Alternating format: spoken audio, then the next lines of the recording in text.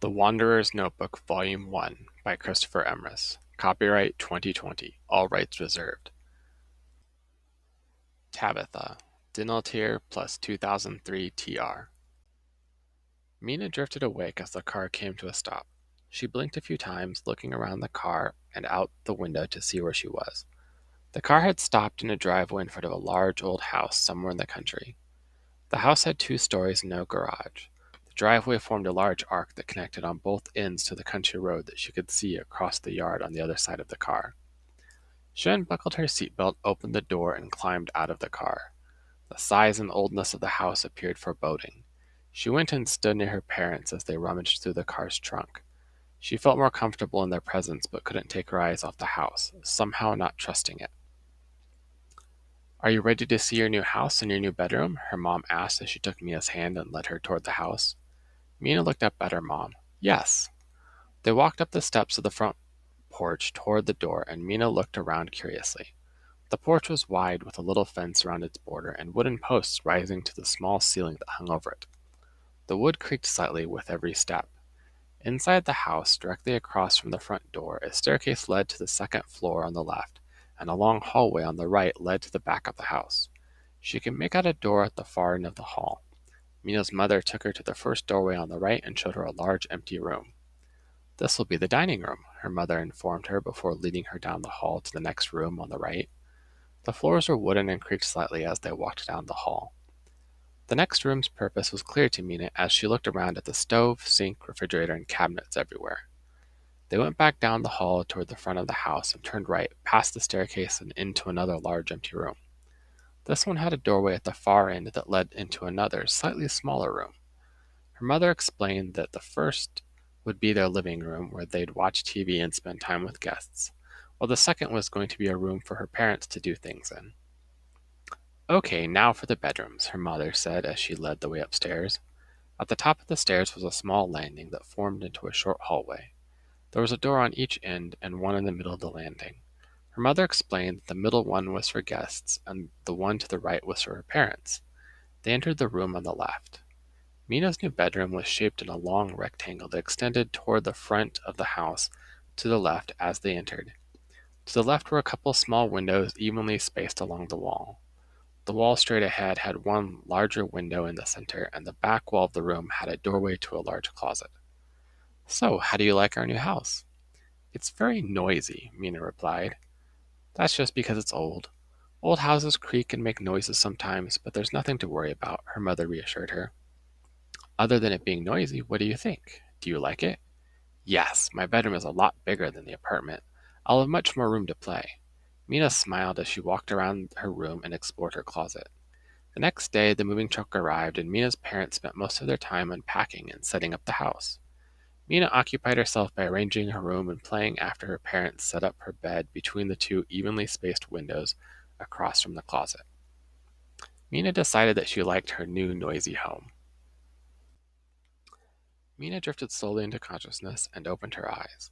The darkness of her room was broken only by rays of moonlight that slipped between her curtains. After a few moments, she decided she was thirsty and quietly slipped out of bed. Walking on the balls of her feet, she was able to move almost silently through her room to her door. She quietly opened the door and snuck onto the landing.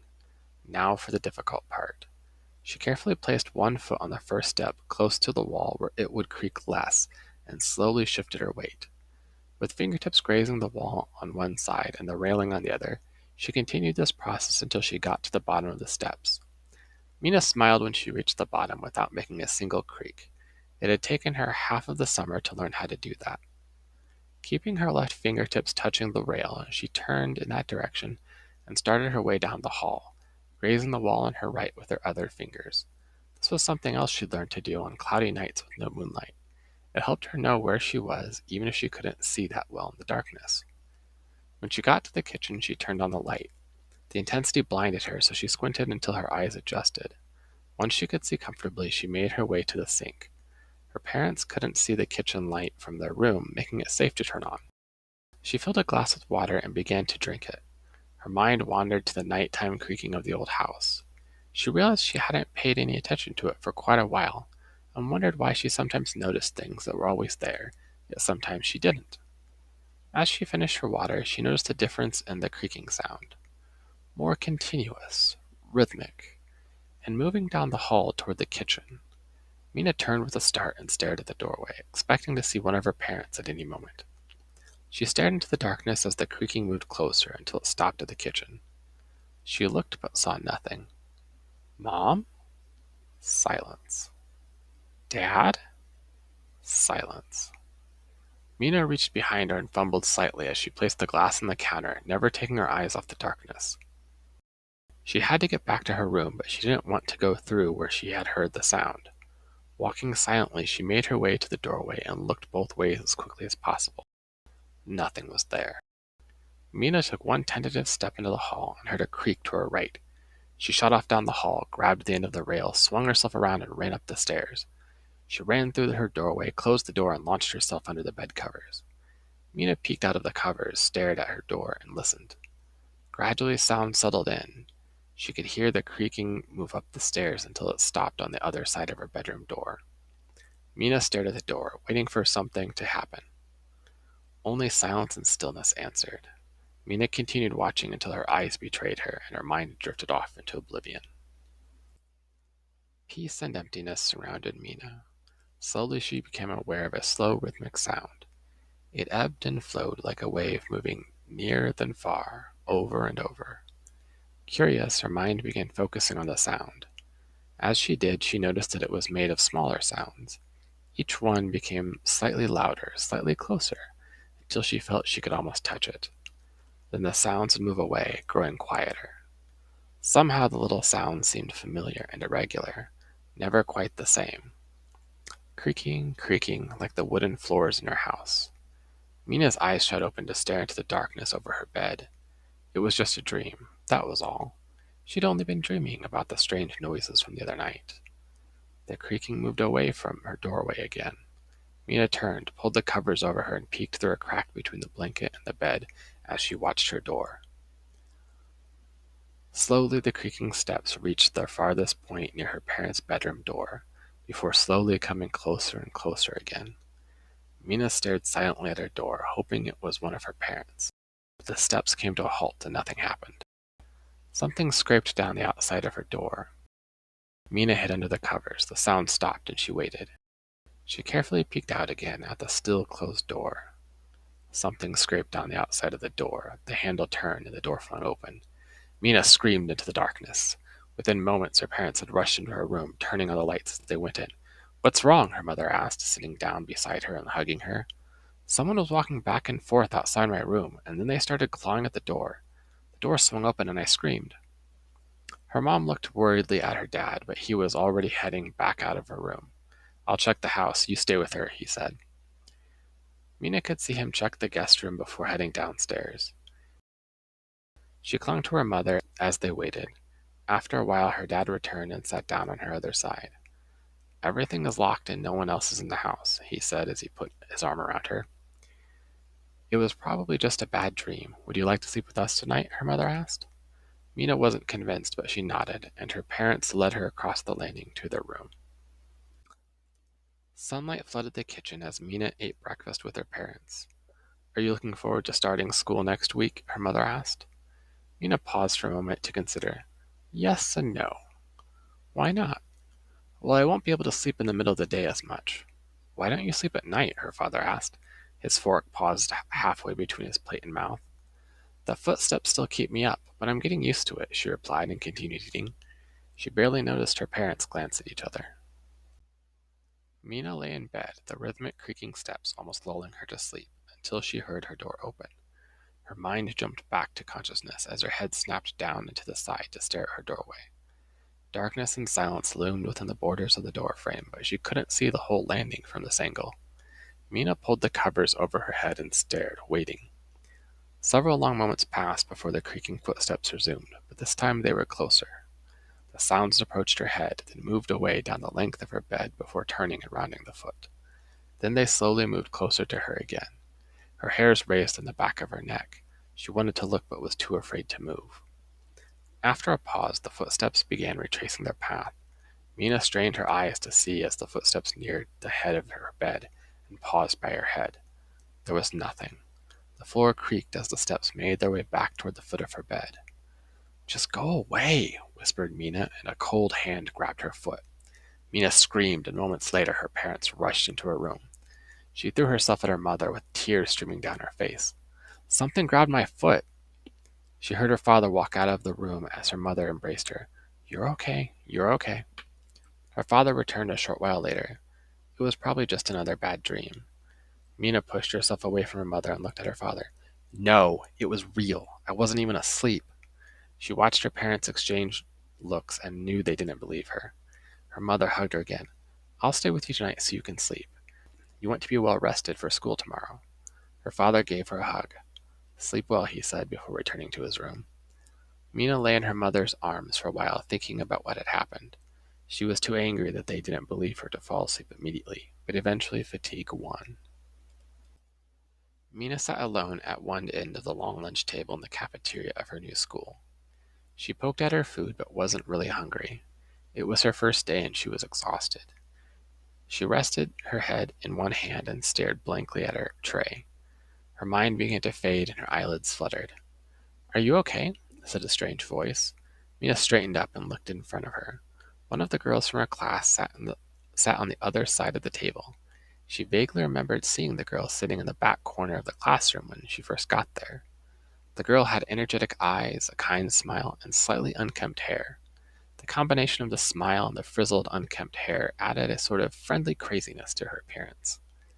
Mina stared blankly at the girl, not knowing what to say. The girl tilted her head to one side. "Why are you so tired?" "You wouldn't understand." "I would if you told me," she said with a smile. Mina was silent. "Why haven't you slept? Is everything okay?" "My house is haunted," whispered Mina. She looked at the other girl's expression, waiting for her to laugh or dismiss her. Instead, the girl got a strange smile on her face. The other girl leaned forward and scrunched up her nose, smiled mischievously, and whispered, "My daddy says we eat the monsters." Mina smiled, and the other girl laughed. "I'm Mina. My name is Tabitha. I would love to see an actual ghost. Do you think I could come over to play sometime?" "I don't know. I'd have to ask my parents." The morning light streamed through the kitchen curtains as Mina joined her parents for breakfast. She felt energetic this morning, and it took her a while to realize that she'd fallen asleep to a quiet room the previous night for the first time in weeks. "How was your first day of school?" her father asked. "I made a new friend. Her name is Tabitha," she replied. "I'm so glad to hear that," her mother smiled at her. "Can Tabitha come over and play after school?" Mina asked. "We would need to talk to her parents first to make sure it's okay," said her father. "If you can get her phone number, we can call them tonight," offered her mother. "Okay," Mina said, smiling as she went back to eating. After a moment, her mother got up from the table and left the room. Her mother walked back into the kitchen and addressed her father. "Have you seen the car keys? Aren't they on the hook by the front door?" "No, I can't find them anywhere." "Mina, have you seen the keys?" "Nope," she replied through mouthfuls of cereal. Her parents started searching the house, becoming more agitated as time passed. "Mina, help us look." She could hear the stress in her mother's voice. Okay, Mina got up and started looking around the living room. It was odd for her parents to misplace their keys. She'd rarely had to help them look for the keys in the past. After several minutes, her mother yelled her name from upstairs. Mina ran up to her room and found her mom standing in front of her closet. "Why were my keys in your closet?" "I don't know." "Did you hide them? Was this supposed to be a joke? Were you playing with them?" her mom asked angrily. "I wasn't playing with your keys," Mina replied with irritation at the false accusation. "Don't talk to your mother with that tone." "You shouldn't lie to us," said her mother. "I'm not lying," screamed Mina as she stormed out of the room. Mina turned the light off in her room and crawled into bed. Her room was peaceful and quiet with rays of moonlight sneaking in between her curtains. She lay in bed staring mindlessly at the silver patterns they painted on her walls.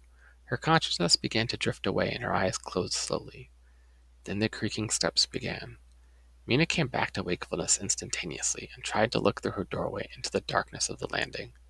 The steps moved steadily nearer until they passed through her doorway and began circling her bed again. This time she could feel something pressing into her mattress as the steps passed. Mina lay still in the center of her bed, her eyes following the invisible path of the steps. The creaking footsteps made their way back to the side of her bed nearest the door and paused. Mina couldn't see anything, but she had the distinct feeling of something leaning in close to look at her. She pulled herself away and further into her blankets as she stared into the darkness. The steps moved away, back onto the landing. Mina relaxed slightly. Perhaps it was leaving. Maybe now she could get some sleep. The creaking stopped at the far end of the landing. Several long moments passed in silence, and Mina began to close her eyes. Then the footsteps ran across the landing, through her room, and something heavy landed hard on her bed. Mina screamed. A few moments later, her father walked in. "You need to be quiet. You have school tomorrow, and your mother and I have work in the morning." "But something hit my bed." "We heard you laughing on the landing, then run to your room and scream," he said with irritation in his voice. "Just go to sleep." Mina was confused and angry.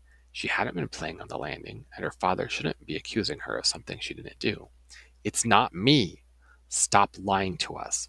There's no one else in your room. You need to grow up," he said in irritation before leaving her room and shutting the door. Mina sank into her blankets, alone in the darkness. The doorbell rang as Mina and her parents were finishing supper in the dining room. She watched her father leave the room to answer the door. Mina and her mother heard a few muffled words before he returned. "We have a guest tonight," he said as he walked back into the room. Mina turned to see who it was and was surprised to see Tabitha standing in the doorway. "Mina, did you invite a friend over without telling us?" her mother asked, giving her a hard glare. "No, Tabitha suggested it, but I didn't tell her she could come over." "Your father took off pretty quickly. I didn't even see taillights driving away when I opened the door," her father commented to Tabitha. "Don't be upset at Mina. I invited myself," Tabitha said with a smile. Her parents exchanged glances, and her mother turned to address Tabitha. "Don't worry, Mrs. Parker. I'll make sure Mina stays quiet tonight. My dad will pick me up in the morning," Tabitha offered before turning to Mina. "Come on, let's go up to your room." Mina's mother closed her mouth in astonishment. She nodded to Mina, and the two girls left the room. The girls sat quietly on the bed in Mina's dark room.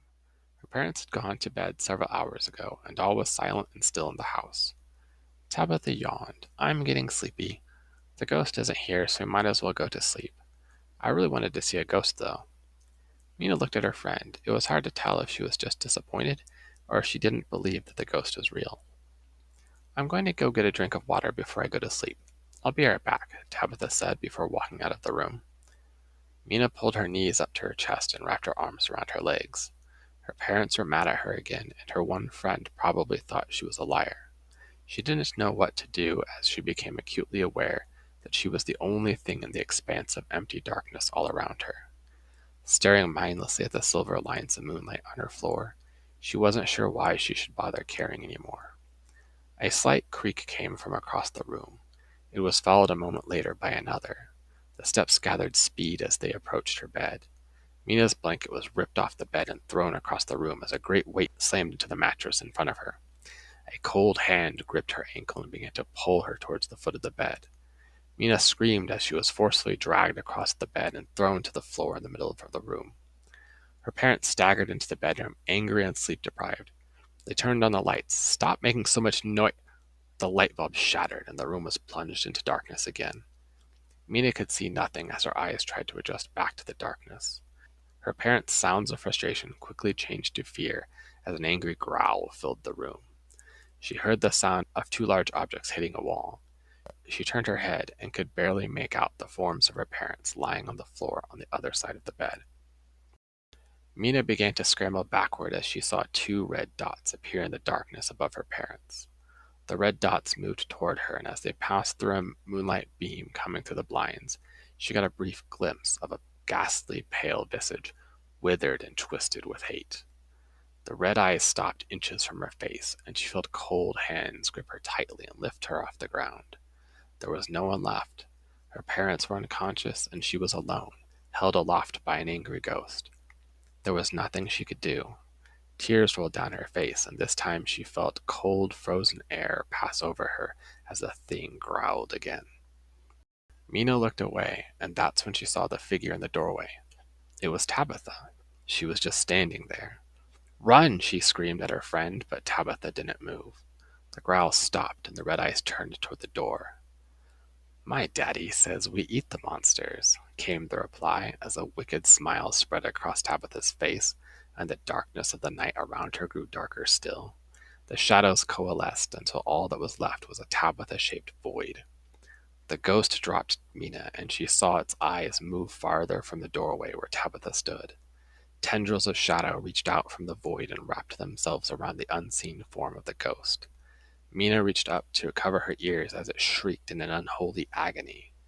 In the moonlight, she could see the faint outline of the thing claw at the floor as the shadowy tendrils dragged it inexorably closer to the void. Wood splintered and cracked, and the walls shook with the ghost's terrified shrieks. Mina watched in horrified fascination as the ghost was dragged into the void and consumed. The shadows around Tabitha subsided slightly, and the void became her classmate again. Mina backed away when Tabitha approached her. "It's okay. I'm not going to hurt you. I'm your friend." "But it's okay," reassured Tabitha as she knelt before Mina. She reached out and gently stroked Mina's hair. Strangely, she felt herself begin to relax. "You can rest now. Let the darkness of night fulfill its true purpose, giving you rest and peace." That was the last she heard as her exhausted mind relaxed into a restful sleep.